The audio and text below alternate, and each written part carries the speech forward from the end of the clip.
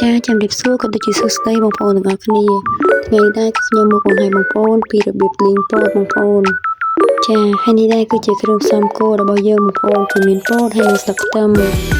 ហើយដូចជាដំបូងគឺយើងធ្វើការដាក់ខ្ទះហើយដាក់ប្រេងឆាចូលមកល្មមទៅបងប្អូនហើយយើងបន្តរង់ចាំឲ្យប្រេងឆារបស់យើងក្ដៅជាមុនសិនទើបយើងធ្វើការដាក់ពោតនឹងចូលហើយនៅពេលដែលយើងធ្វើការដាក់ពោតរបស់យើងចូលហើយគឺយើងធ្វើការឆាវាទៅមករហូតបងប្អូនដើម្បីឲ្យពោតរបស់យើងគឺឆ្អិនសព្វបានល្អ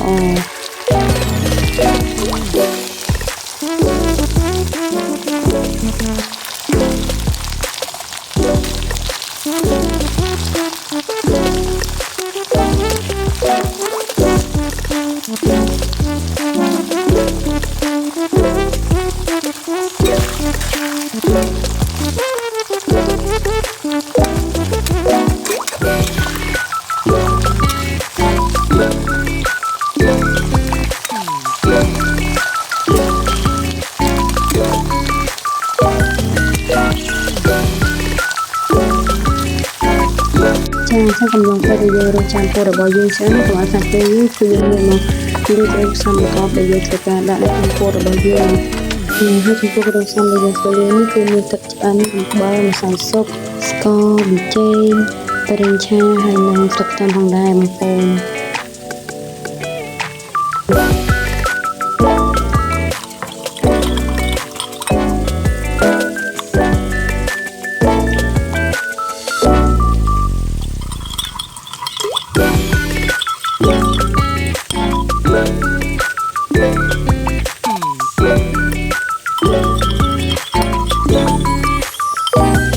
ចំពោះការដាក់ទឹកខ្ទឹមនេះបើសិនជាបងប្អូនចូលចិត្តបងប្អូនអាចដាក់ច្រើនជាងនេះក៏បានដែរបងប្អូន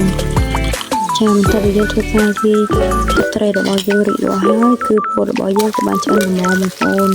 ហើយក្នុងកន្លែងនេះដែរគឺខ្ញុំបានចាក់ប្រេងឆាចេញខ្លះបងប្អូនគឺទុកតែបន្តិចដើម្បីឆាបន្តជាមួយនឹងទឹកត្រីរបស់យើងចាំចឹងយើងធ្វើការដាក់ទឹកត្រីរបស់យើងបានយូររួចដំណឹងចូលហើយយើងបន្តច្រវាល់វាចូលគ្នាឲ្យសព្វដើម្បីឲ្យពោតរបស់យើងសព្វចូលជាតិគ្នាបានល្អបងប្អូន